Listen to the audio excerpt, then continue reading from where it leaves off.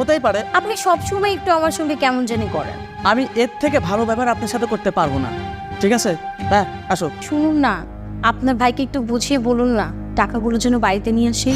আরে ভাই তুই বুঝতেছিস না কেন? ও রিকোয়েস্ট করতেছে, ও ছোট মানুষ, বলতেছে টাকাটা কখনো দেখে না এতগুলো টাকা। ভাইয়া আমি বলতেছি এতগুলো টাকা যদি বাড়িতে নিয়ে এসে রাখে আমার মনে হয় না খুব একটা ভালো হবে। আমি শুনতে পারবো না তোমাদের কথা। টাকাগুলো আজকে নিয়ে আসি, কালকে না হয় আমি নিয়ে ব্যাংকে রেখে আসবো। আচ্ছা আপনারা তাহলে যান, আমি আপনাদের জন্য ভালো মন্দ রান্নার ব্যবস্থা করছি।